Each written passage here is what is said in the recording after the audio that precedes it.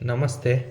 હવે આપણે જેટલી બી વસ્તુ ઇમ્પોર્ટ કરીએ છીએ એનું એક લિસ્ટ બનાવી દઈએ અને એ લિસ્ટમાં પ્રમાણથી જે વસ્તુઓ આપણે અહીંયા ઇન્ડિયામાં બનાવી શકતા હોઈએ એ બનાવીએ તો આત્મનિર્ભર ભારત જલ્દી બની શકે. હવે આમાં સરકાર શું હેલ્પ કરી શકે?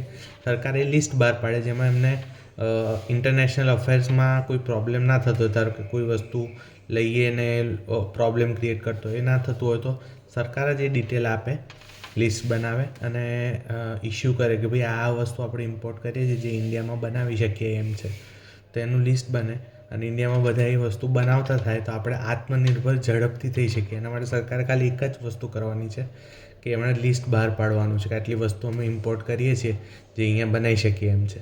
તો પછી મેન્યુફેક્ચર બી આપણા હશે, ડિસ્ટ્રીબ્યુટર બી આપણા હશે, રિટેલર બી આપણા હશે.